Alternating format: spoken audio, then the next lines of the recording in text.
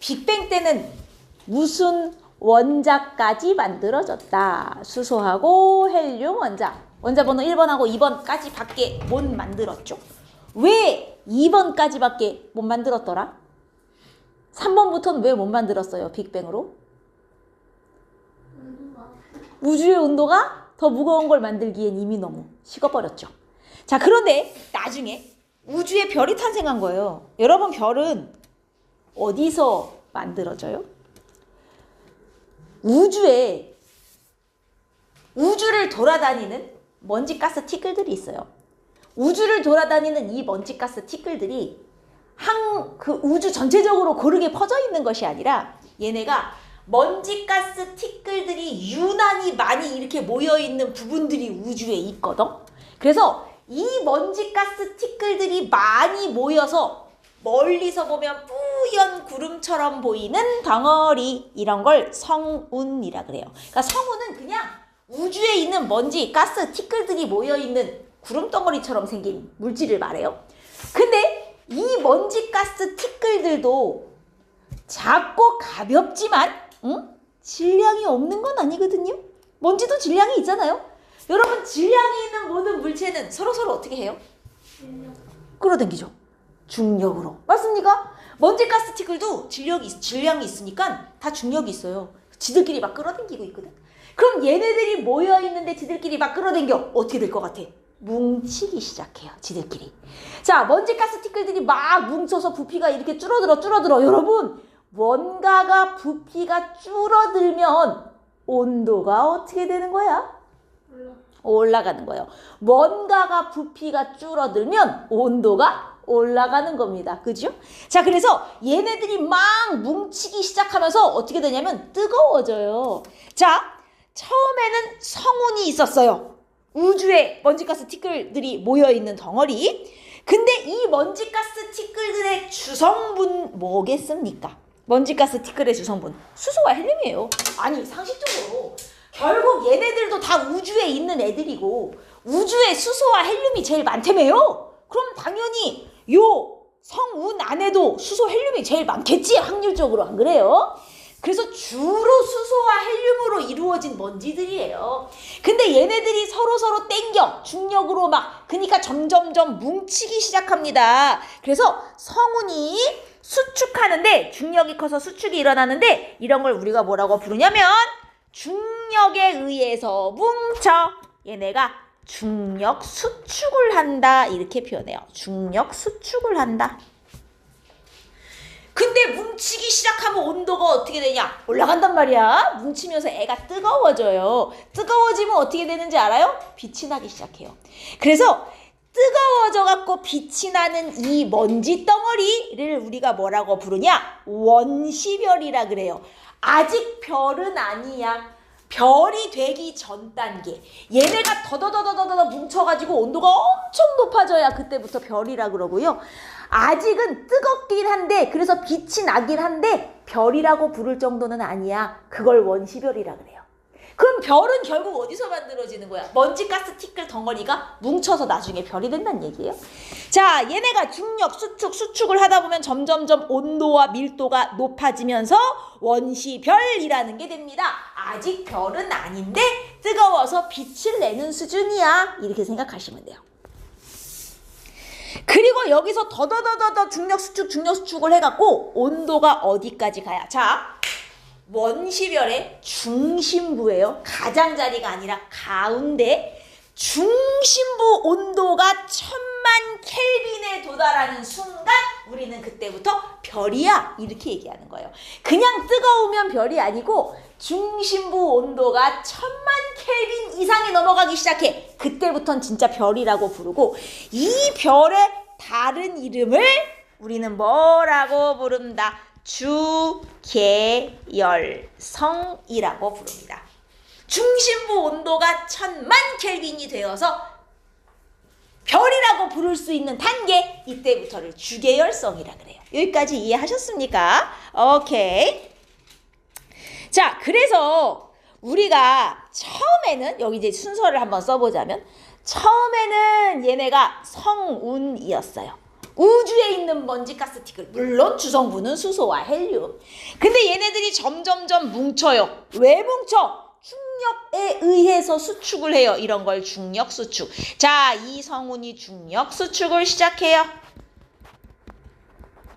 중력 수축을 하면 온도 어떻게 되고? 점점점 올라가고, 압력도 당연히 올라가고, 그 다음 내부의 밀도도 증가하겠죠? 애가 뭉치고 있는데. 그래서 중력 수축을 하다 보면 이제 뜨거워져 갖고 빛을 내는 단계에 와요. 그걸 원시별이라 그래.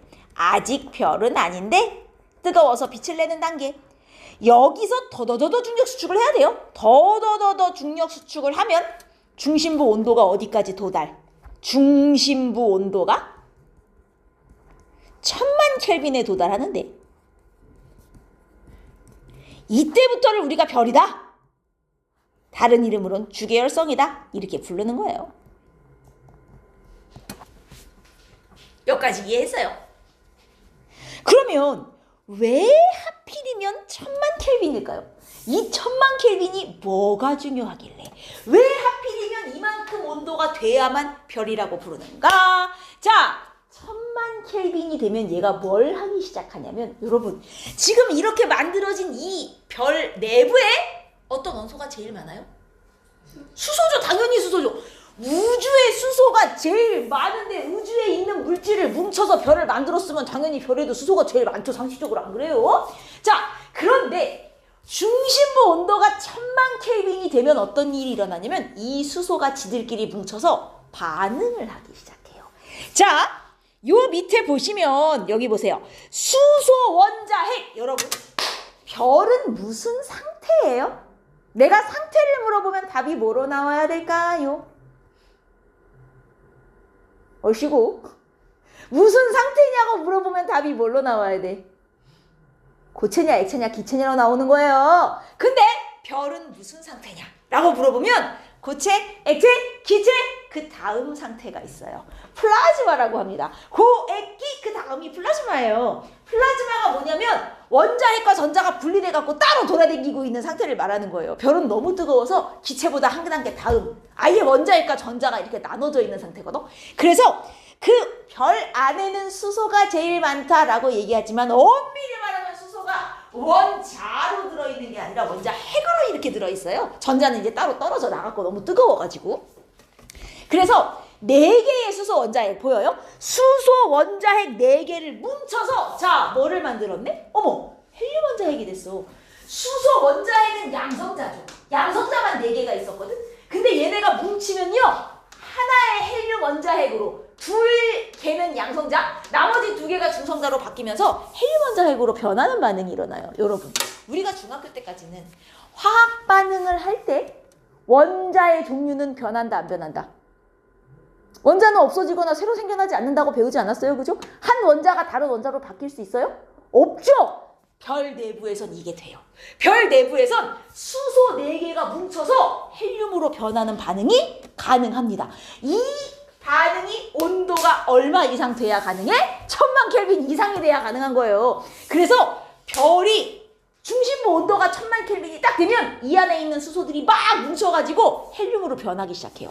자, 이 수소가 헬륨으로 바뀌는 이 반응, 1000만 켈빈이 되어야만 할 수 있는 반응, 이걸 뭐라고 부르는 거야? 수소 핵 융합 반응이다. 수소 원자핵을 합쳐서 무거운 헬륨을 만드는 거죠. 원자번호 1번이었는데 합쳐서 2번이 됐어요. 수소 원자핵 몇 개를 뭉쳤어? 아까 몇 개 뭉쳤어요? 정신들 차려. 아까 4개 뭉쳤잖아요. 수소 원자핵 4개를 뭉쳐서 한 개의 뭘 만들었어? 헬륨 원자핵을 만들었죠. 자, 4개의 수소 원자핵을 뭉쳐서 하나의 헬륨 원자핵을 만들었더니 여러분, 이 과정에서 뭐가 나오냐? 어마어마한 양의 에너지가 발생하게 돼요. 수소 4개 뭉쳐서 헬륨으로 만들면 여기서 에너지가 엄청 나오는데, 여러분 지난 시간에 우리 요거 했던 기억나나요? E는 델타 MC 제곱.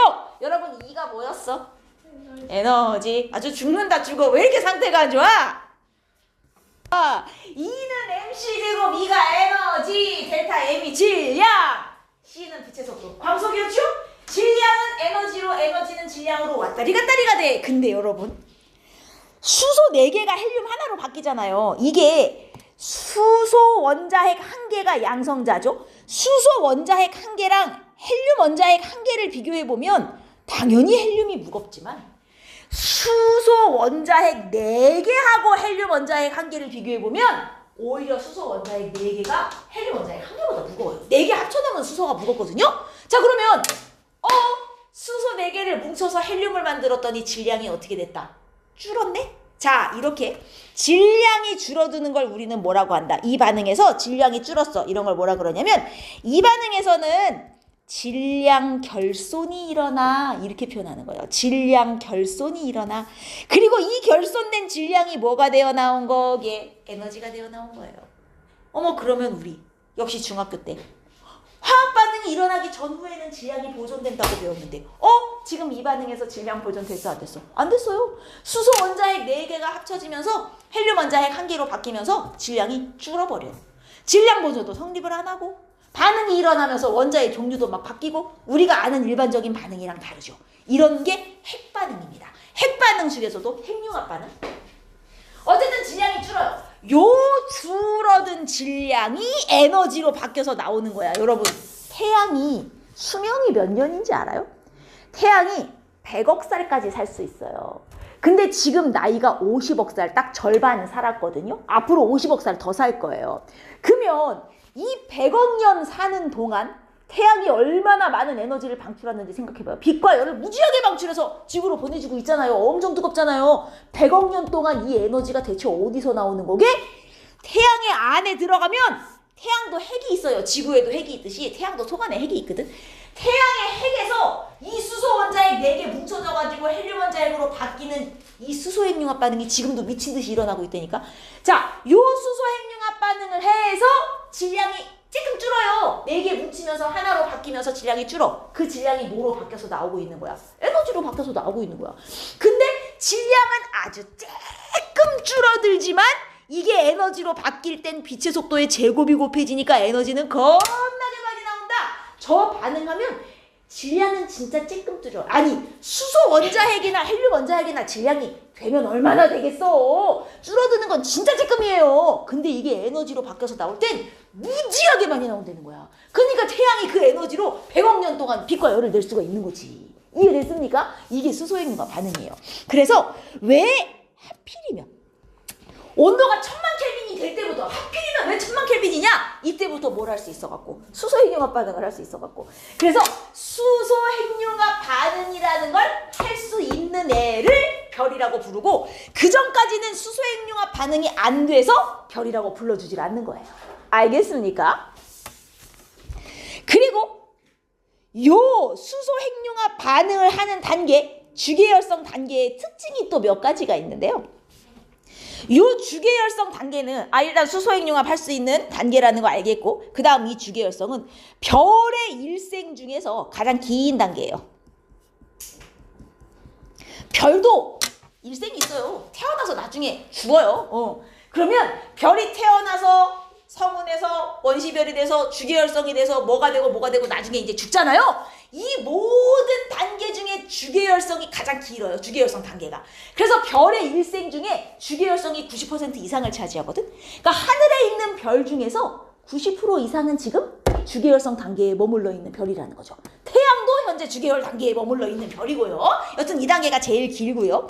그 다음에 이게, 그럼 주계열성 단계가 가장 기니까 주계열 단계가 긴 별일수록 보통 수명도 길어요. 근데 어떤 별이 그럼 오래 사는가? 우주에는 태양보다 크고 무거운 별도 많고 태양보다 작은 별들도 있어요. 자, 무거운 별일수록 오래 살까요? 아니면 짧게 살까요? 크고 무거운 별일수록. 오래 살아요? 짧게 살아요? 결론을 얘기하자면 크고 무거운 별일수록 애들이 짧게 살아요. 크고 무거우면 오래 못 살아.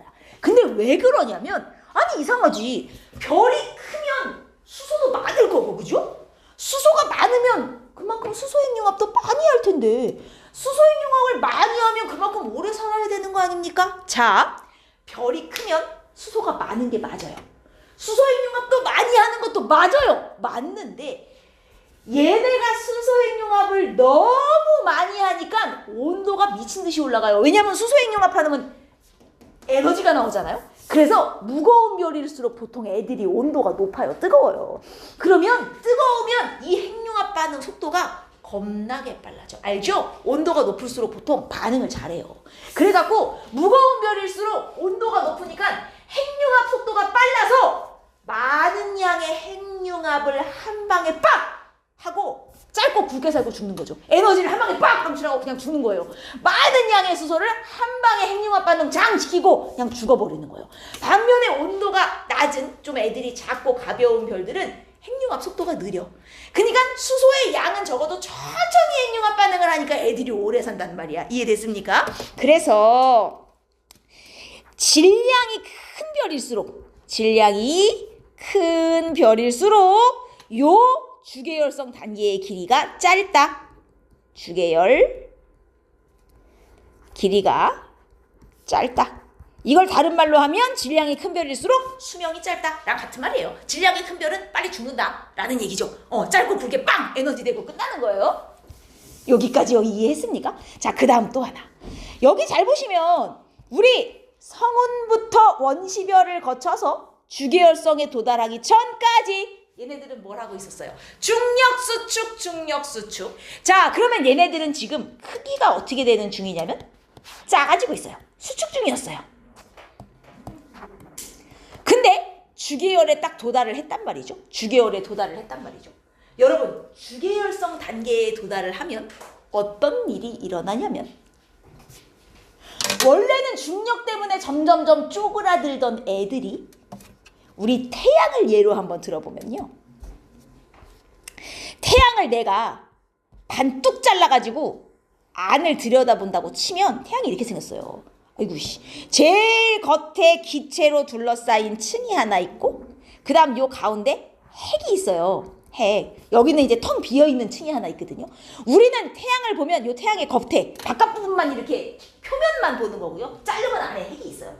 근데 당연히 기본적으로 별들은 안으로 들어갈수록 뜨거운데 중력이 안으로 막 수축을 하려고 해요. 중력이라고 하는 건 결국 뭉치려고 하는 힘이잖아. 그죠? 그래서 중력 때문에 애가 쪼그라드는 거예요. 자, 주계열 단계에 도달을 했네. 아, 주경 알죠?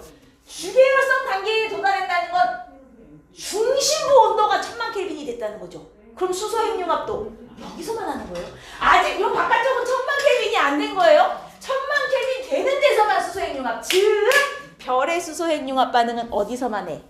핵에서만 하는 거예요. 바깥이 아니라. 그러면 이 핵 안에서 열심히 수소 핵융합 반응을 하면 무슨 일이 일어나겠어? 수소 핵융합 반응에서 에너지가 나와요. 자, 핵 안에서 에너지가 막 나오기 시작하네요.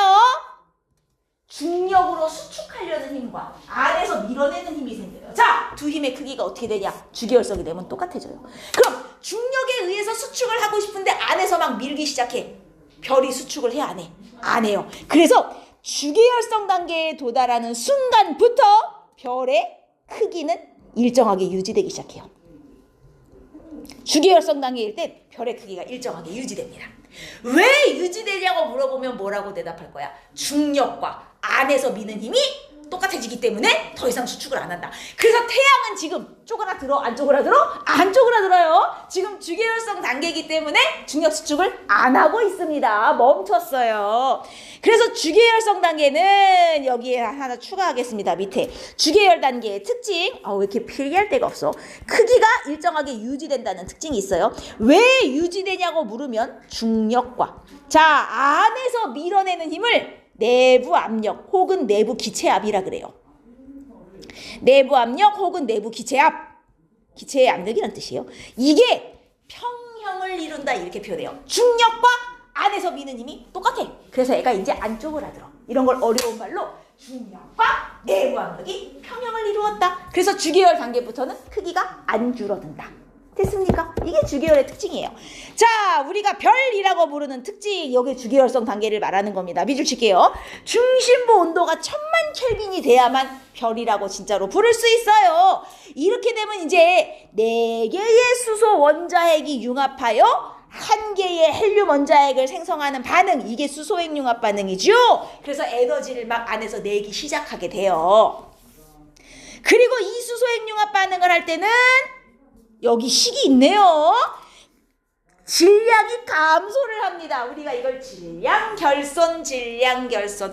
이 결손된 질량이 에너지가 되어 나오기 때문에 엄청난 양의 에너지가 빠바방 나오게 돼요. 이게 주계열성 단계의 특징이에요. 됐습니까? 참, 이 수소핵 융합 반응은 별에 어디서 일어나는 반응이라고? 그리고 핵도요, 핵 전체에서 다 일어나는 것도 아니고요. 핵이 이렇게 있으면 핵 중에서도 이 가운데 부분. 왜냐면 같은 핵이어도 다 1000만 켈빈이 아니에요. 같은 핵이어도 안으로 들어갈수록 더 뜨겁거든요. 그래서 보통 요 가운데 부분만 1000만 켈빈이고 바깥은 아직 1000만이 안 돼요. 그러다 보니까 같은 핵이어도 핵의 가운데, 핵의 중심부에서 요 수소핵 융합 반응이 일어나고 나머지 부분은 아직 수소핵 융합을 못하고 있어요. 가운데에서만 하는 거예요. 자, 이렇게 에너지를 내게 되고요. 또 이 단계의 특징 여기 있습니다. 내부 압력과 중력이 평형을 이루어 별의 크기가 일정하게 유지되는 단계의 별표를 3개 쳐드리도록 하겠어요. 수소 핵융합 반응도 별표가 3개, 별이 왜 크기가 안 변하는지도 별표가 3개. 자, 이걸 그림으로 표현한 게 이거거든요. 내가 장담컨대 얘는 100% 시험에 나와요. 이 그림 100% 시험에 내고 이렇게 한 다음에 화살표에 A, B 붙여준 후 누가 중력이고 누가 내부 압력인지 구분하라 그래요.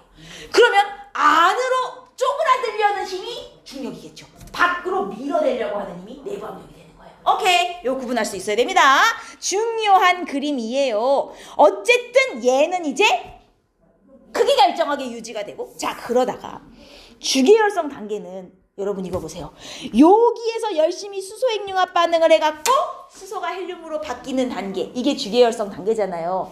언젠가는 여기 있는 수소를 다 쓰는 날이 옵니다. 저기 있는 수소가 다 헬륨으로 변하게 되면 더 이상 수소가 없는 거잖아요. 맞아요? 자, 여기 수소가 모두 헬륨으로 다 변했어요. 그럼 이제 어떻게 되는 거예요? 주계열 단계가 끝나는 거예요. 저기 있는 수소가 모두 헬륨으로 변하는 순간 주계열 단계가 끝납니다. 그럼 잘 생각해봐요. 자, 원래는 중력과 안에서 나오는 내부 압력이 크기가 똑같아서 별이 크기가 일정하게 유지되고 있었던 상태거든요. 근데 더 이상 수소핵 융합을 못해요. 왜? 수소를 다 썼으니까요. 그럼 안에서 이제 에너지 나와 안 나와? 이 에너지가 수소핵 융합 반응 때문에 나오는 거였는데 이제 수소핵 융합을 못해. 이 에너지 나와 안 나와? 안 나와요. 그럼 어떻게 될까요? 다시 중력 수축을 할까요? 자, 여기서부터가 웃긴 거예요. 이 주계열성 단계가 끝나면요. 이 주계열성 단계가 끝나면 다시 중력 수축이 시작이 돼요. 왜냐면 이제 안에서 내부 압력이 잘 안 나오니까, 수소핵 융합이 안 되니까. 근데 중력 수축을 하면 크기가 쪼그라들어야 될 것 같은데 크기가 쪼그라드냐? 진짜 웃긴 게 여기서부터는 중력 수축을 하긴 하거든요. 다시 중력 수축을 하는데 여기서부터는 오히려 별의 크기가 커져요. 팽창을 해요. 아니, 진짜 웃기죠. 중력 수축을 하는데 왜 대체 크기가 커져요? 수축을 하는데. 자, 정말 웃긴 게 우리 처음에 중력 수축할 때 원시별 되고 막 이럴 때는 별이 이렇게 쪼그라드는 거였잖아요. 여기서의 중력 수축은 누구만 중력 수축을 하냐? 가운데 있는 핵만 중력 수축을 하는 거예요. 핵은 쪼그라들고 여기에 있는 이 핵이 쪼그라들어요. 핵이. 그러면 여러분, 중력 수축을 하면 온도가 어떻게 된다고요? 높아진다고요. 가운데 있는 핵이 쪼그라들기 시작하면서 얘 온도가 올라가요. 온도가 올라가면 열이 막 나와요. 자, 주변이 뜨거워져요. 뜨거워진 기체는 분자운동이 활발해집니다. 그래서 이 바깥쪽에 막 분자운동이 활발해지면서 바깥쪽 애들이 어떻게 될 것 같아요? 바깥쪽 애들은 팽창을 하기 시작해요. 운동이 활발하니까 막 퍼져나간단 말이에요. 즉, 가운데는 쪼그라들고 바깥은 팽창해서 겉으로 볼 때는 별이 커지기 시작합니다. 안에만 중력 수축을 하는 거예요. 지금부터는. 밖에는 오히려 팽창을 해요. 그래서 겉으로 볼 때는 애가 커져. 자, 점점 별이 커지고요. 그 다음에 핵은 쪼그라들고 있으므로 핵의 온도는 지금 어떻게 되는 중이에요? 높아지는 중이에요. 그래서 핵의 온도가 점점 높아져서 몇 도까지 가냐면 중심부 온도가 약 1억 켈빈까지 갑니다. 아까 주계열은 1000만 켈빈이었잖아요. 이제는 1억 켈빈에 도달했어요. 자, 1억 켈빈에 도달하는 순간 우리는 이 별을 이제부터 뭐라고 부른다? 적색 거성이다 라고 불러줍니다. 적색 거성이다 라고 불러줍니다. 거성이 무슨 뜻이에요? 겁나 큰 별. 왜 큰지 알겠죠? 겉에는 부풀어 오르고 있는 거예요. 안은 쪼그라드는데. 오케이? 이해했어요? 그리고 적색. 여러분, 별이 뜨거울수록 무슨 색깔로 보여요? 이거 중학교 때 배우죠. 흰색이나 파란색 이런 별이 뜨거운 거고요. 빨간색, 노란색 이런 별은 별로 안 뜨거운 별이에요. 얘 왜 적색 거성이겠어요? 크기는 겁나게 큰데 온도가 별로 안 높은 거예요. 아니 왜? 선생님 중심부는 1억 켈빈이나 됐잖아요. 가운데는 쪼그라들고 있으니까 온도가 높아지지만 바깥층은 오히려 팽창 중이잖아요. 바깥쪽 온도는 오히려 낮아지고 있는 거예요. 팽창하면서. 이해했습니까? 그래서 겉으로 볼 때는 붉은색의 큰 별이 돼요. 이게 적색 거성이에요. 태양이 지금 주계열 단계잖아요. 앞으로 50억 년 더 살 거라 그랬잖아. 앞으로 50억 년 더 살고 100억 년 되면 태양도 주계열 단계가 끝날 거예요. 그럼 걔도 적색 거성으로 넘어가겠죠? 그럼 태양이 겉으로 볼 때는 부풀어 오르기 시작합니다. 태양이 점점 커져가지고 수소? 왜? 배가 뭐예요? 수성. 이제 정리 나갔나 봐. 수성, 그 다음이 금성, 지화. 수금, 지화까지 태양이 먹어요. 수금, 지화까지 태양이 먹어서 나중에 지구가 없어질 거예요. 50억 년 지나면. 적색 거성이 되면 그만큼 애가 커지는 거예요. 화성 크기까지 애가 이만하게 커지는 거죠. 근데 안에 핵은 이렇게 쪼그라드는 거예요. 그래서 얘가 1억 켈빈에 도달을 하면 이제 뭐가 시작되냐? 봐라. 아까는 수소핵융합 반응을 했잖아요. 수소 뭉쳐서 헬륨 만들었잖아요. 자, 이제는 뭘 뭉칠 수 있어요? 헬륨을 또 뭉칠 수 있어요. 우리 왜 빅뱅 때 헬륨까지밖에 못 만들었는지 생각해봐요. 온도가 더 무거운 걸 만들기엔 우주가 너무 식어서 그랬잖아요. 근데 지금 이렇게 1억 켈빈까지 갔죠? 이제 드디어 헬륨보다 더 무거운 걸 만들 수 있게 돼요.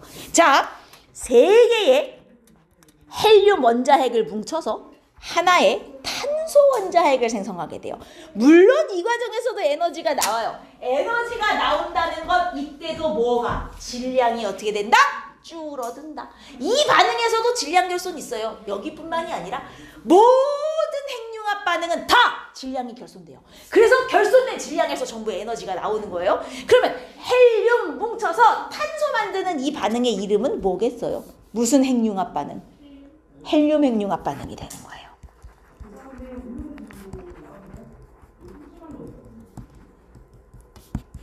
요걸 할 수 있는 단계가 적색 거성입니다. 헬륨 핵융합. 이해했어요? 근데 여기서 조금 조심하셔야 되는 게 뭐냐면, 그러면 적색 거성일 때는 수소 핵융합은 이제 아예 못합니까? 자, 아까 전에 별의 구조를 다시 보시면 주계열성일 때도 수소 핵융합을 핵 전체에서 다 하진 않았었어요.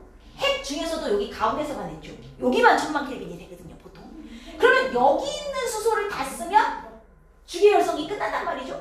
그리고 얘가 중력 수축을 해서 온도가 올라가고 1억 켈빈이 되면 적색거성이 돼서 헬륨 핵융합을 할 수가 있어요. 지금 봐봐요. 요 파랗게 칠해놓은 부분은 수소가 전부 헬륨으로 바뀐 상태죠. 그럼 여기서 헬륨 핵융합을 해서 이제 뭐를 만들 수 있어요? 탄소를 만들 수 있어요. 근데 여기 핵의 바깥쪽, 여기는 아까 주계열성일 때도 수소 핵융합은 못했었어요.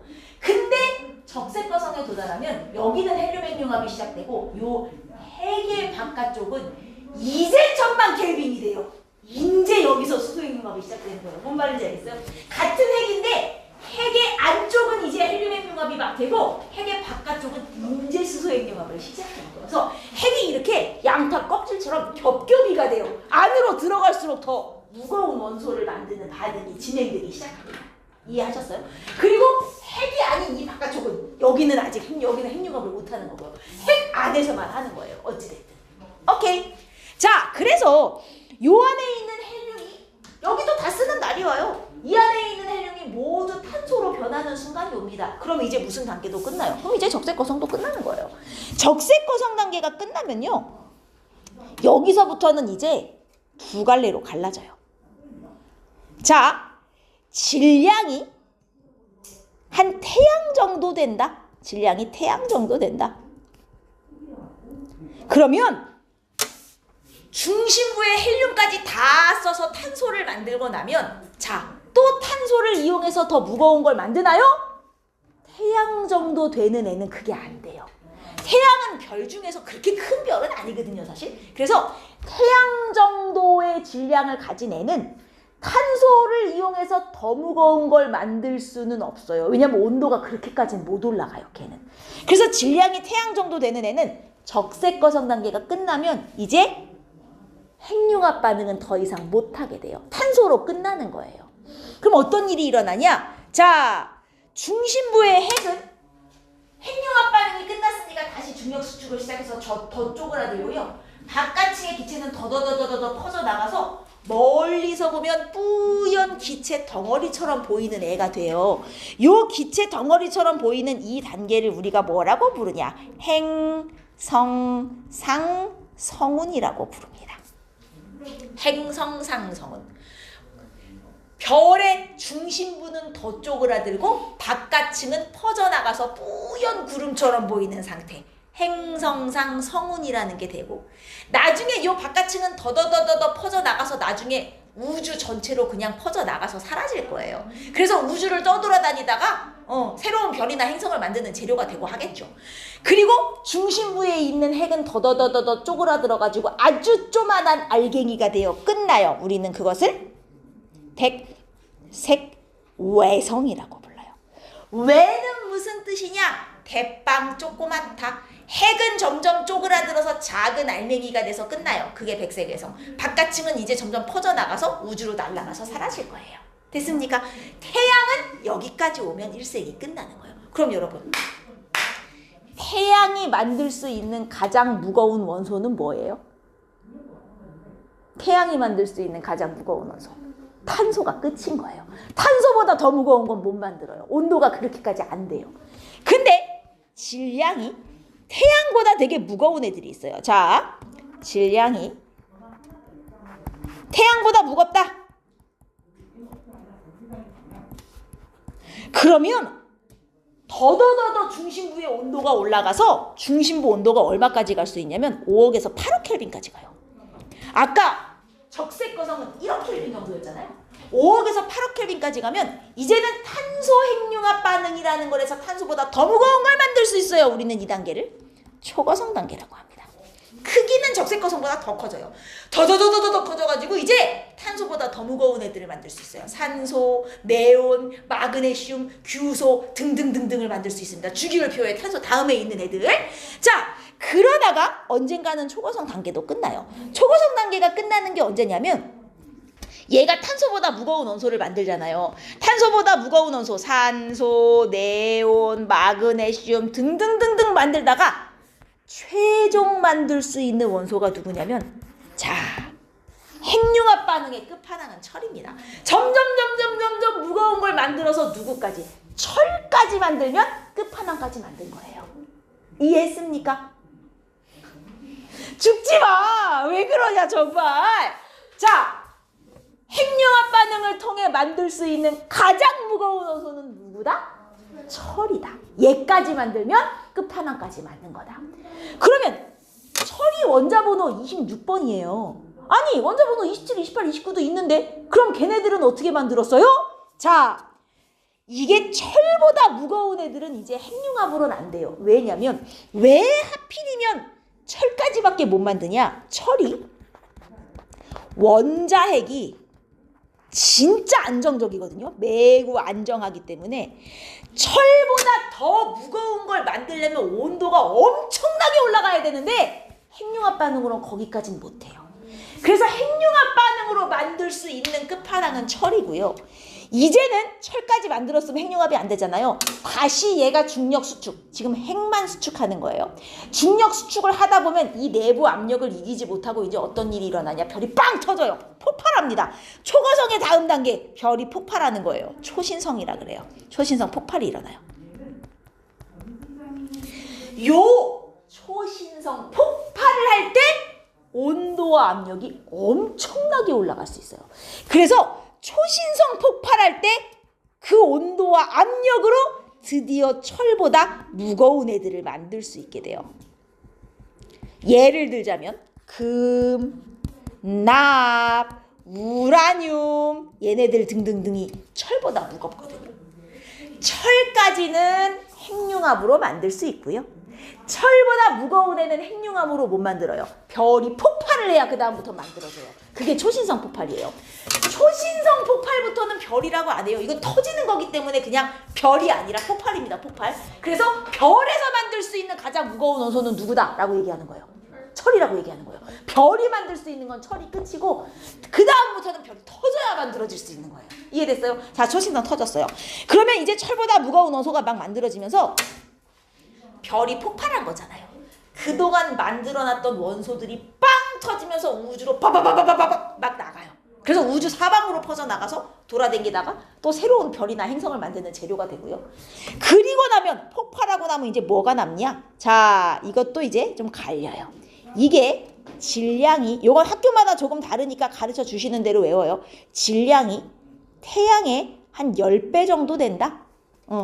질량이 태양의 한 10배 정도 되면 마지막에 뭐가 되어 끝나냐면 중성자별이라는 게 돼서 끝나요. 중성자별은 말 그대로 엄청나게 무거운 중성자들만 모여갖고 밀도가 엄청 높은 별이고요. 그 다음에 질량이 태양의 한 20배가 넘어간다. 그러면 이제 얘는 뭐가 될 수 있냐? 블랙홀이 될 수 있어요. 무거운 별이면 블랙홀까지 갈 수 있어요. 근데 태양은 마지막에 블랙홀이 될 수 있어요? 없어요? 태양은 안 돼요. 태양은 아까 말했던 백색 외성으로 끝나는 거예요. 이해하셨습니까? 오케이. 이게 별의 일생이에요. 그럼 보세요. 별의 일생은 결국 뭐에 의해서 결정이 되네요? 내가 백색의 생으로 끝날 거냐? 중성자별이 될 거냐? 블랙홀까지 갈 거냐? 지금 뭐에 의해서?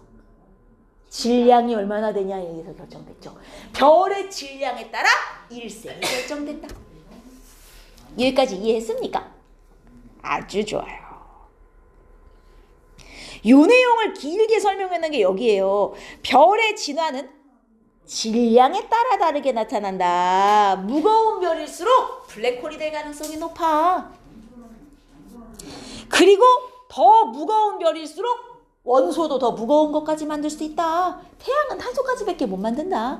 근데 태양보다 훨씬 무거운 별은 철도 만들고 철보다 무거운 것도 만들 수 있어. 이 얘기지요. 그러면 철보다 가벼운 원소나 철 이런 애들은요. 질량이 태양 정도 되는 별은 탄소, 산소. 제가 태양은 탄소 정도까지밖에 못 만들어 라고 했지만 산소도 조금은 만들 수 있어요. 거의 탄소까지밖에 못 만들고 산소 약간. 그래서 탄소, 산소까지 생성된다고 표현해요. 거의 대부분 탄소까지만이에요. 사실은 산소는 조금 만들어요. 질량이 태양 정도면 한 요 정도까지밖에 못 만들고요. 이거 무슨 핵융합 반응으로 만든 거예요? 이 탄소? 헬륨 핵융합 반응으로 만든 거예요. 그죠? 이걸로 탄소까지 만들면 태양 정도 되는 별들은 여기까지 오고요. 질량이 이제 태양보다 무거운 별들은 여기 밑에 보시면 질량이 태양의 10배 이상 되는 별들은 더 무거운 거 철까지 만들 수 있어요. 자, 여기 보시면 수소 원자핵에서 헬륨 만드는 수소 핵융합 반응을 하다가 점점점 중력 수축을 해가지고 탄소를 만든 후에도 더더더 중력 수축을 해서 어디까지? 산소, 네온, 마그네슘, 황,규소 등등등 최종적으로 철까지. 이거는 지금 태양보다 훨씬 무거운 별 얘기예요. 알겠죠? 철까지 만들고 왜 철까지밖에 못 만드냐? 철은 원자핵이 매우 안정하여 핵융합 반응으로는 철보다 무거운 걸 만들기 힘들다. 됐습니까?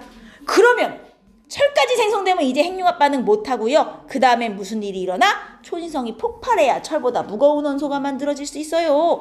자, 그래서 중심부에서 철까지 만들고 나면 빵 터지면서 초신성이 되는데 이때 금, 구리, 납, 우라늄처럼 철보다 무거운 원소가 만들어진다.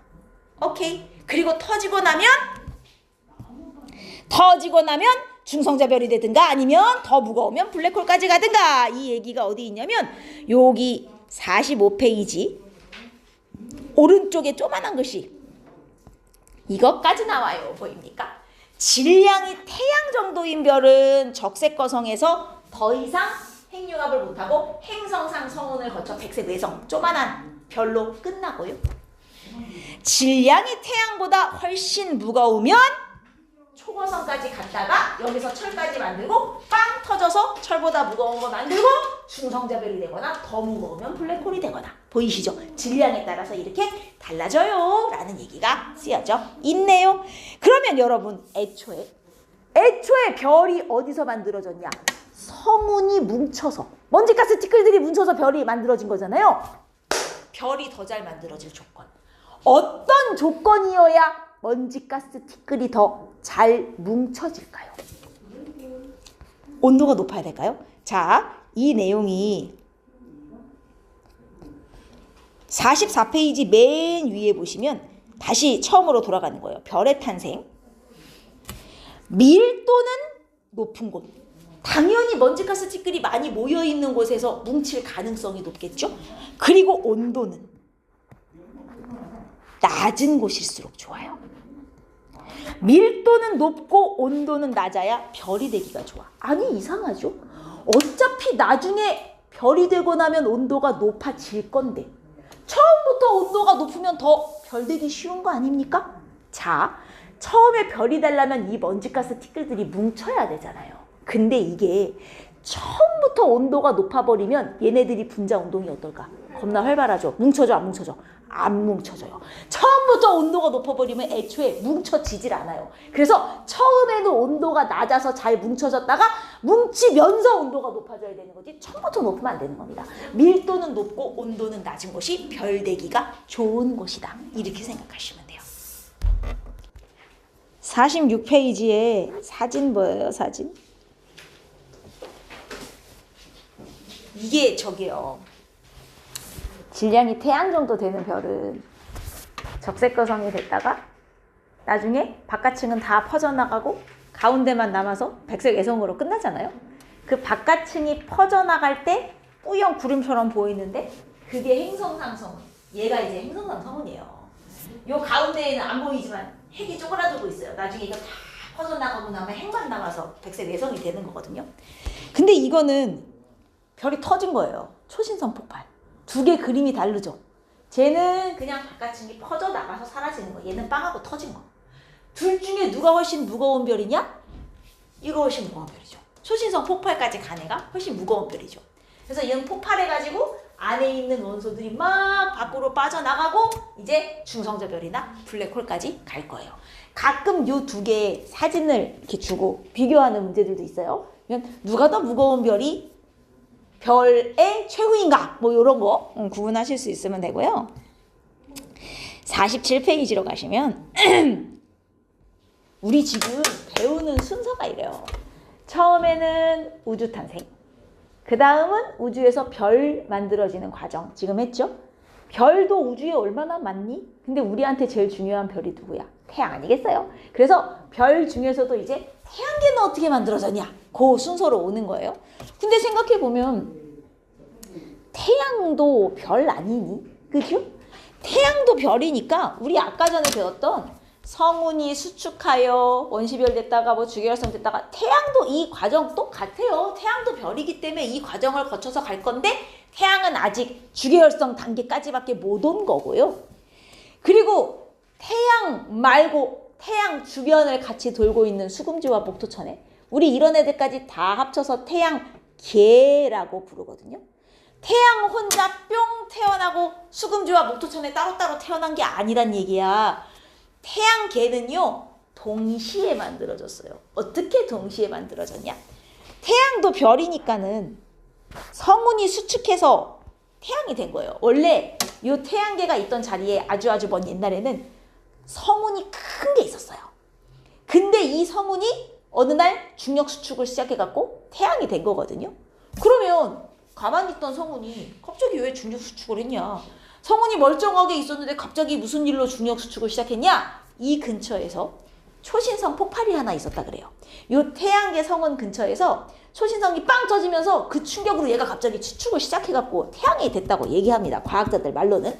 그래서 원래는 태양계 성운이었는데 얘네가 중력 수축을 해요. 근데 이게 중력 수축을 하면서 수축만 하는 게 아니라 동시에 뭘 하냐면 회전을 해요. 여러분, 별이 어디서 만들어진다고요? 성운. 성운이 뭐라고? 먼지 가스 티끌. 그러면 얘네가 수축하면서 돌면 무슨 일이 일어나냐면 여러분, 지구도 자전을 하잖아요. 지구가 완전한 구형이야?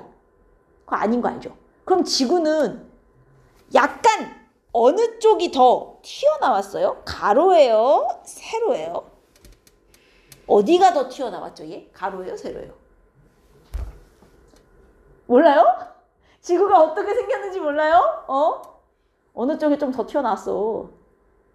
가로가. 얘 이렇게 조금 더 튀어나왔어요. 왜 가로가 튀어나왔냐면 여러분들이 차를 타고 엄청 빠른 속도로 커브를 확 꺾는다고 생각해봐요. 내 몸이 밖으로 이렇게 쏠리잖아요. 지구도 똑같아요. 지구가 이렇게 원래 처음 지구가 만들어질 땐 완전한 구형이었을 거예요. 지구가 오랜 세월 자전을 하잖아? 뭐 어떤 일이 일어나냐면 지구가 이렇게 있는데 이렇게 자전을 하면 요 바깥층이 이렇게 빠져 옆으로 이렇게 부풀어 오르려는 힘을 받아요. 우리가 커브 돌면 밖으로 몸이 쏠리듯이 애가 이렇게 밖으로 당겨지는 힘을 받는단 말이에요. 오랜 세월 자전을 하다 보면 계속 부풀어 오르려는 힘을 받다 보니 애가 진짜로 이렇게 부풀어 오른 거예요. 가로 쪽이. 근데 지구는 단단한 돌덩어리니까 살짝 부풀어 오르는 걸로 끝났지만 이게 먼지 덩어리라고 생각해봐. 먼지 덩어리가 돌면 이게 막 이렇게 부풀어 올라서 이 태양계 성운이 수축을 하면서 동시에 회전을 하면 어떤 모양이 되냐면, 그리고 이렇게 동그란 애가 회전을 하잖아요. 회전이 이렇게 조그맣게 도는 데보다 크게 돌수록 더 삐져나가려는 힘이 세요. 그래갖고 이게 먼지 덩어리가 회전을 하면 원래는 이렇게 생긴 성운 덩어리였는데, 성운 덩어리, 얘가 돌면서 어떤 모양으로 점점 바뀌냐면 애가 가운데 부분이 이렇게 삐져나오는 모양이 돼요. 이게 위에서 내려다보면 그 모자라고, 밀짚 모자라고 했나? 모자가 동그랗고 이렇게 챙이 있는 듯한 형태. 이거 UFO처럼 생긴 모양이 된단 말이죠. 뭔 말인지 이해했습니까? 자, 이렇게 UFO처럼 생긴 사방으로 가운데 부분이 삐져나간 이런 모양을 우리가 무슨 모양이라 부르는데 들어본 적 없어요? 우리 은하도 이렇게 생겼잖아요. 중학교 때 배웠죠. 우리 은하도 이렇게 생겼잖아요. 이거 무슨 모양이라 그래요? UFO처럼 생긴 거. 어시구? 무슨 모양? 우리 은하가 무슨 형이라고 불러요? 옆에서 보면. 못 들어봤어요, 이거? 원반형이라고 그래요. 원반형. 이렇게 동그란데 가운데 부분이 삐져나가가지고 이렇게 UFO처럼 된 모양을 원반 모양이라 그래요. 그래서 태양계 성운이 수축을 해갖고 바로 태양이 된 게 아니라 수축하면서 애가 돌았어요. 이렇게 회전을 하니까 가운데 부분이 삐져나갖고 원반이 됐어요. 자, 여기가 원반의 중심부예요. 여기는 점점 더 수축을 해가지고 뭉쳐서 이 가운데는 나중에 정말 태양이 될 거예요. 그러면 요 삐져나온 부분은 여기가 원반 부분이거든요. 요 삐져나온 부분은 지들끼리, 요 찌끄레기들끼리 뭉칠 거예요. 가운데 애는 뭉쳐서 나중에 태양 될 거고, 삐져나온 찌끄레기는 지들끼리 뭉쳐서 아주 작은 알갱이가 될 건데, 이게 수금지와 목토천해가 된 거예요. 뭔 말인지 이해했습니까? 그래서 원래 태양하고 수금지와 목토천해는 한 덩어리였어요. 한 덩어리. 근데 가운데 부분은 수축해서 태양되고, 삐져나온 찌끄레기들은 지들끼리 뭉쳐서 수금지화가 된 거예요. 이해했어요? 자, 이렇게 태양하고 수금지와 목토천해가 원래는 한 덩어리였다. 이런 걸 뭐라 그러냐면 성운설이라 그래요. 성운설. 얘네가 요런 과정, 이렇게 만들어졌다. 이런 걸 성운설. 원래는 한 덩어리의 성운이었는데 가운데는 뭉쳐서 태양이 되고 남는 애들이 지들끼리 뭉쳐서 수금지와 목토천해가 됐어. 요 뜻입니다. 자, 처음에 태양계 성운이 있었어요. 이 근처에서 어떤 초신성 하나가 빵 터졌답니다. 그래갖고 이 충격으로 밀도가 큰 부분이 수축을 하면서 태양계를 만들기 시작했어요. 빵 터지니까 놀래갖고 얘가 수축을 한 거예요. 자, 그러면서 원시 태양과 원반이 형성되었다. 즉 원반 모양이 됐다. 이런 모양이 됐어 라는 얘기예요. 지금 가운데 부분은 나중에 태양 될 거고 요 삐져나온 부분은 수금지화 될 거야. 그래서 태양계 성운이 수축하면서 중심부에서는 원시 태양. 수축한다고 바로 태양이 되진 않죠. 우리 아까 별처럼 별도 원시별 됐다가 진짜 별이 됐듯이 태양도 수축하면서 원시 태양 됐다가 이제 진짜 태양으로 진화하는 거예요. 그래서 가운데 부분은 이제 원시 태양 될 거고요. 그 다음 주변부 납작한 원반을 만들어요. 여기가 원반입니다. 요 삐져나간 여기가 원반이에요. 이 주변부는 납작한 원반이 됐어요. 자, 이 원반은 지들끼리 뭉칠 거예요. 중심부는 더더더더더 온도가 높아질 겁니다. 중력 수축을 해가지고 점점 이제 태양이 되겠죠, 나중에. 자, 원반에 있던 애들은 요 삐져나온 찌끄레기들, 얘네들은 지들끼리 뭉치는데 이게 바로 뭉쳐서 수금지와 목토천 해가 된 게 아니라 처음에는 굉장히 많은 조그마한 알갱이로 뭉쳤어요. 그래서 처음에는 이 주변에 아까 어디 갔어? 이런 원반 모양이 됐잖아요. 중심부는 더더더더더 뭉쳐가지고 나중에 원시 태양으로 갈 것이고 중심부는 원시 태양으로 갈 것이고 아직 태양이 아니에요. 요 주변부는 처음부터 수금지와 목토천해가 된 게 아니라 수백 개의 아주 작은 알갱이 이렇게 조만한 알갱이들로 뭉쳤어요. 처음에는. 이 조만한 알갱이들을 우리가 뭐라고 부르냐면 미행성체라고 불러요. 미행성체 혹은 미행성 뭐 이렇게 부릅니다. 아주 작은 알갱이 수백 개가 됐고 요 미행성체들이 원시 태양 주변을 돌다가 지들끼리 또 충돌을 한 거야. 그래서 미행성체가 빵 부딪히면 조금 더 큰 미행성체가 되고 여기 또 다른 미행성체가 빵 충돌하면 또 더 큰 미행성체가 되고 이러면서 나중에 수금지와 목토천해 8개로 딱 고정이 된 거예요. 처음에는 되게 작은 알갱이 수백 개였는데 지들끼리 뭉치다 보니 나중에 8개로 줄어든 거죠.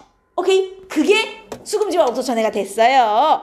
자, 나중에 원시 태양은 수소핵융합 반응하면서 드디어 진짜 태양이 되었고요. 미행성체들은 지들끼리 충돌을 해가지고 원시 행성이 되었다가 나중에 진짜 행성 수금지와 목토천해 8개가 딱 만들어집니다. 그 수금지와 목토천해 중에 지구가 있죠. 그럼 결국 지구는 어떻게 만들어진 거예요? 아주 조만한 미행성체들이 충돌해가지고 점점 커져서 지구가 된 거다 이거예요. 자, 지구가 만들어지던 시절, 여기 다음 장을 먼저 하겠습니다. 지구가 만들어지던 시절, 미행성체가 막 와서 지구에 충돌해가지고 합쳐지고 있는 중이에요. 여러분, 지금은 지구에 이렇게 단단한 땅이 있죠. 지구가 처음 만들어지던 시절에도 이렇게 단단한 땅이 있었을까요? 없었다는 얘기예요. 지구가 처음 만들어지던 저 시절, 미행성체가 막 와서 꽝꽝꽝 충돌을 하던 저 시절에는 지구의 온도가 엄청나게 높았어요. 아니, 미행성체가 와서 충돌을 하는데 당연히 온도가 높지. 그래서 저때 당시에 지구는 이렇게 단단한 땅이 없었고요. 부글부글 끓는 마그마 덩어리 같은 상태였어요. 마그마 덩어리에 미행성체 와서 또 충돌해서 합쳐지고 점점점 커져서 지구가 된 거야. 그래서 미행성체가 충돌하던 이 시절 지구는 큰 마그마 덩어리였다. 이런 걸 마그마의 바다였다. 이렇게 불러요. 이름에 바다가 들어간다고 물이 있는 거야? 아니에요. 그냥 마그마로 이루어진 덩어리였다라는 뜻입니다. 즉 지구는 지금보다 겁나게 뜨거웠어. 처음에는. 그래서 마그마 덩어리였어. 그럼 왜 이렇게 뜨거웠을까요? 왜 마그마 바다가 될 정도로 지구가 뜨거웠을까? 지구가 뜨거웠던 이유. 자, 지구의 온도가 높았던 이유를 크게 3가지로 설명을 해요. 초창기 지구는 1. 미행성체가 와서 막 빵빵 부딪히니까 미행성체 충돌에 의한 열이 있었어요. 그래서 뜨거운 게 이유가 제일 컸고요. 두 번째 이유. 지구에 자 지금도요. 저 때는 미행성체가 빵빵 충돌하니까 뜨거웠다 쳐요. 근데 지금은 미행성체 충돌 안 하잖아. 끝났잖아요. 그쵸? 근데 지구 땅 파고 들어가면 저 안에 뭐 있어요? 핵 있는 거 알죠? 핵은 지금도 뜨거운 거 알아요? 지구 안에 땅 파고 들어가면 겁나 뜨거워요. 거긴 지금도 마그마 상태예요. 그러면 미행성체 충돌은 끝났는데 왜 지구 안에 핵은 아직도 뜨거운 거예요? 그 이유를 생각해 보면 돼. 왜 지구 안에는 지금도 이렇게 뜨거울까? 자, 우리 태양 같은 별은 안에서 수소 핵융합 반응이라는 걸 하죠. 그래서 에너지가 엄청 나오니까 뜨거워요. 근데 지구는 수소 핵융합 반응을 할 수 있나요? 지구는 그거 안 돼요. 왜냐면 수소 핵융합 반응을 하려면 온도가 최소 1000만 켈빈은 돼야 되는데 지구는 핵으로 들어가도 1000만 켈빈까지는 안 돼요. 별이나 그 정도 되는 거지. 지구는 그 정도는 안 되거든요. 그럼 얘는 수소 핵융합 같은 건 못 해요. 대신 지구는 뭐를 할 수 있냐면 지구 안에는 방사성 동위원소라는 게 있어요. 말이 어려운데 방사성 동위원소는 핵융합이 아니라 핵 분열을 할 수 있는 방사성 동위원소의 붕괴열이라고 하는데 태양은 핵융합을 하지만 지구는 안에서 핵 분열을 하고 있어요. 우라늄처럼 큰 원자핵이 반 쪼개져서 작은 원자핵으로 바뀌는 걸 분열이라 그래요. 핵융합은 작은 수소를 합쳐서 큰 헬륨을 만드는 거였다면 핵분열은 큰 원자핵을 쪼개서 작은 걸로 만드는 건데 이거는 태양처럼 온도가 안 높아도 할 수 있어요. 그래서 우리 이 핵분열을 이용해서 원자력 발전도 하고 그러는 거거든요. 지구 안에서 이건 돼요. 지구 안에 이 핵분열할 수 있는 방사성 동위원소라는 애가 많아요. 그래서 지구 안에서 쉽게 말하면 미친 듯이 원자력 발전 같은 게 일어나고 있는 거예요. 지구 내부에서. 거기서도 열이 나오거든요. 그래서 미행성체가 와서 저때 당시에 빵빵 충돌을 하죠. 안에서는 방사성 동위원소들이 막 붕괴해서 에너지를 내죠. 그러니까 안팎으로 뜨거웠던 거예요. 거기다가 세 번째. 자, 지금은 지구에 대기가 있어요. 지금 지구 대기에 뭐가 제일 많아요? 여기 공기 중에? 아이고, 되게 어려운 질문이에요. 지금 공기 중에 누가 제일 많어? 아니 이런 상식이 없는 사람들을 보았나? 중학교 1학년 때가 2학년 때 하는구만. 대기 중에 제일 많은 기체 78%. 누가야? 78%야. 야, 이런 상식을 상식을 머릿속에 좀 다시 새겨라. 지금 지구에는 질소가 78%. 와, 두 번째로 많은 게 숨 쉬잖아, 숨. 산소가 21%. 질소, 산소. 지금 지구엔 이런 게 많아요. 지금 지구 온난화 되는 거 알죠? 왜 온난화 되는 거야? 대기 중에 뭐가 많아져서. 이산화탄소 많아져서 온난화 되는 거죠. 그죠? 근데 그 이산화탄소 양이 얼마나 되는지 알아요? 지구 대기에? 0.03%. 이산화탄소 되게 조금이에요. 지금 현재 0.03% 있는데 그게 지금 0.04% 정도로 늘고 있는 중이에요. 그러니까 이렇게 온난화되는 거예요. 그래서 이산화탄소가 전체 공기 중에 되게 많은 양을 차지하지 않아요. 근데 이렇게 조금만 늘어나도 온실효과가 심해져서 온난화가 되거든요. 자, 이때 마그마 바다였던 시절, 이때 지구에 대기가 있었을까요? 없었어요? 저때 지구에 대기 있었어요. 대기는 저때도 있어요. 있는데 지금하고 성분이 다른 거예요. 지금은 질소가 제일 많고 두 번째가 산소고 이산화탄소는 조금 있잖아요. 저때 당시엔 80%가 이산화탄소였어요. 그러면 0.04%만 돼도 지구가 온난화되는데 80%의 이산화탄소가 있댄다. 온실효과가 얼마나 심했을지 생각해봐요. 쩔었다고요, 저때. 그러니까 저 온실효과 때문에 지구가 또 뜨거운 거예요. 자, 이때 당시 지구 대기에는 온실효과가 엄청났어요. 이것 때문에 뜨거운 이유도 있었어요. 그래서 이때 당시 지구 대기의 주성분이 주로 이제 수증기하고 이산화탄소였는데 수증기, 이산화탄소가 다 온실기체거든요. 쟤네가 온실효과 일으키는 애들이거든. 이게 너무 많아가지고 온실효과 쩔었던 거야. 이러한 여러 가지 이유 때문에 저때 당시 지구가 무지하게 뜨거웠어요. 그래갖고 애가 부글부글 끓는 마그마 바다의 상태였죠. 자, 근데 미행성체가 꽝꽝꽝꽝 와서 충돌을 하다가 이게 영원히 충돌하진 않아요. 이제 어느 순간 충돌이 끝나는 순간이 오죠. 자, 충돌이 끝나면서 드디어 지구가 조금씩 안정이 돼요. 그래서 지금 마그마 바다예요. 마그마 바다면 약간 액체 같은 느낌이잖아요. 그죠? 이렇게 단단한 고체가 아니었을 거 아니에요. 그때 당시는. 이런 느낌. 수조에 물이 담겨져 있는데 내가 여기다가 모래와 자갈을 섞어서 와르르 부으면 누가 먼저 가라앉아요? 모래와 자갈 중에 누가 먼저 가라앉아? 야, 이거는 무슨 야, 내가 너희들에게 뭔가 아주 굉장히 어려운 걸 요구하냐? 모래와 자갈 중에 누가 먼저 가라앉아요? 자갈이 먼저 가라앉잖아. 왜요? 무거우니까. 무거우니까 먼저 가라앉단 말이에요. 그리고 이제 모래가 가벼우니까 그 다음에 가라앉을 거 아니에요? 기본적으로 무거운 애가 먼저 가라앉게 돼 있어요. 지구도 자, 마그마 바다 액체 비슷한 상태였는데 미해성체 충돌이 끝나면 애가 점점점 이제 가만히 놔두면 무거운 애부터 가라앉기 시작한단 말이에요. 무거운 애들이 가라앉아서 가운데 이렇게 모였어요. 핵이 됐어.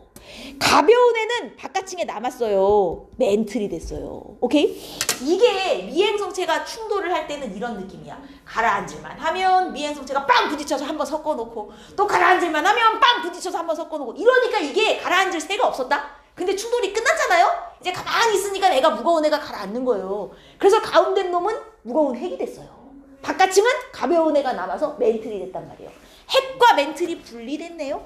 자, 미행성체 충돌이 끝나고 나니 지금 마그마 바다 형성과 멘틀과 핵 형성 이 사이에 미행성체 충돌이 끝난 게 지금 들어있는 거예요. 끝이 나니까 애가 멘틀과 핵이 분리됐어요. 그래서 무거운 애는 가라앉아서 핵이 됐어요. 주로 어떤 애들이 무거운 애들일까요? 핵에는 주로 어떤 무거운 애들이 있을까요? 철, 니켈 등의 무거운 원소. 그리고 멘틀에 떠있는 가벼운 애들이 이제 주로 누구냐? 산소, 규소 이런 애들은 가벼워서 멘틀에 떠서 남았어요.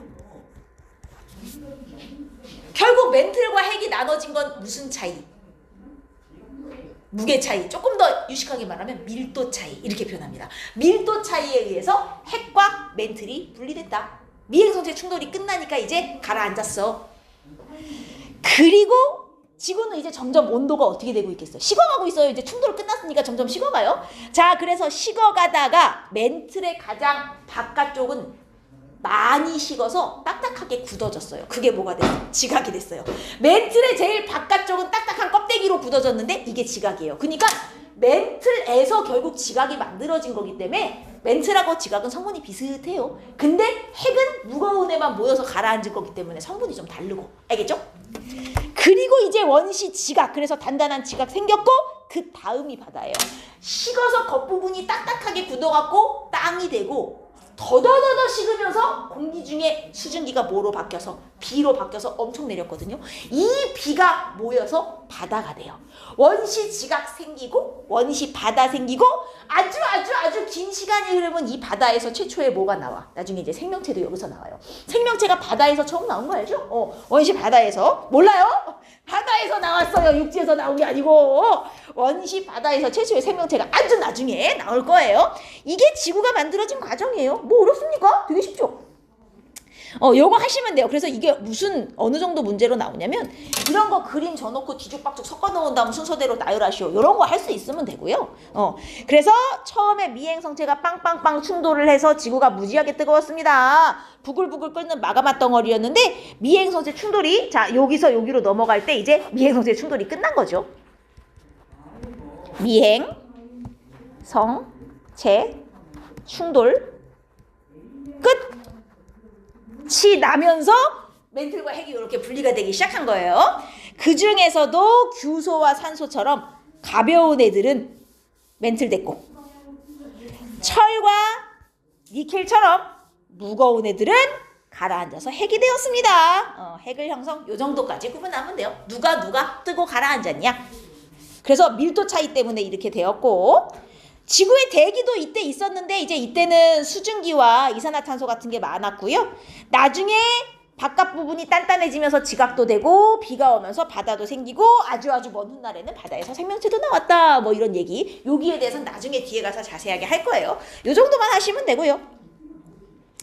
자, 다시 47페이지로 가셔서 이제 끝났습니다.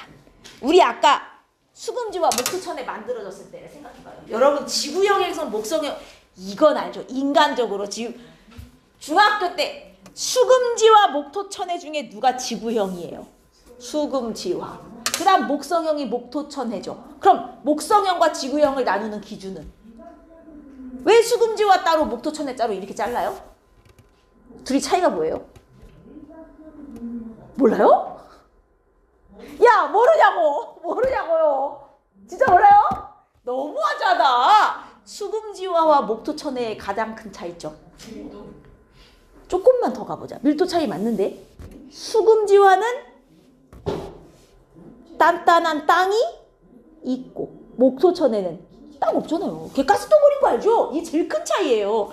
자, 그래서 여기 보시면 지구형과 목성형 비교한 게 있어요. 지구형 행성이 이제 수금지화, 목성형이 목토천해인데 크기는 목성형이 훨씬 커요. 수금지와 목토천해 중에서 목성이 제일 큰 건 알아요? 목성의 반지름이 지구의 11.2배? 지구 11개를 이렇게 늘어놓으면 목성 이만큼이 되는 거거든요. 근데 크기는 목성이 훨씬 큰데 밀도는 누가 크냐면 지구형이 훨씬 크죠. 지구는 고체고 꽉 모여있어. 목성형 애들은 다 가스덩어리야. 애들이 듬성듬성해. 그래서 크기는 얘가 큰데 밀도는 지구가 큰. 질량은 지구형이 커요? 목성형이 커요? 질량은. 중학교를 졸업하면서 그냥 모든 걸 다 버렸군요. 질량은 누가 커요?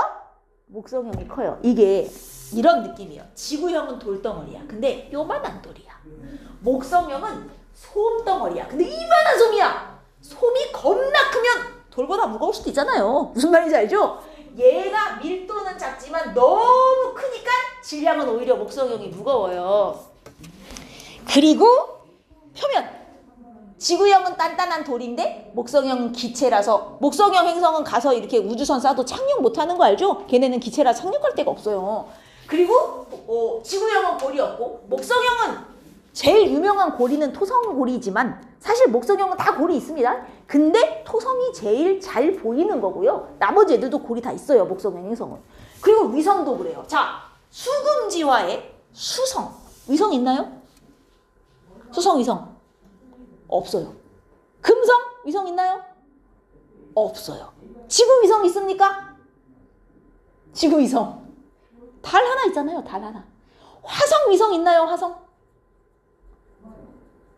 화성 위성 있어요. 2개 있어요. 2개.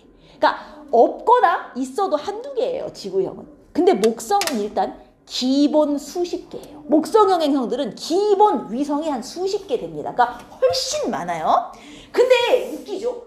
어쨌든 얘네 처음에 만들어지던 때를 생각해봐요. 어쨌든 얘네 다 처음에는 뭐예요? 한 덩어리 아니었어요? 수금지와 목토천에 원래 다 한 덩어리의 가스였는데 여기서 뭉쳐갖고 누군 수성되고 누군 목성되고 이렇게 된 거잖아요. 아니 한 덩어리에서 나왔는데 왜 누구는 이렇게 단단한 돌이 되고 누구는 가스덩어리가 되냐? 왜 이렇게 달라졌냐 이 얘기예요 지금. 한 덩어리에서 나왔는데 왜 누군 지구형이고 누군 목성형이냐? 차이가 뭐냐? 지구형 행성은 돌덩어리잖아요. 주로 무거운 애들로 많이 돼 있어요. 지구형은. 예를 들자면 뭐 철이라든가 니켈, 규소 이런 애들 무거운 원소들로 많이 돼 있고 목성형은 태양이랑 비슷해서 얼음, 메테인, 그 다음에 뭐 수소, 헬륨 이런 애들이 주로 주성분이거든요. 그러면 아니 다 똑같은 한 덩어리에 성운에서 나왔는데 왜 쟤네는 무거운 애만 모이고 이쪽에 가벼운 애가 모였냐? 얘네가 지구형 행성은 태양에 가깝죠. 태양에 가까우니까 아무래도 목성형에 비해서는 좀 뜨겁단 말이에요. 따뜻하단 말이에요. 지구형 행성이. 따뜻하면 온도가 높으면 기체의 분자 운동이 활발하다니까요.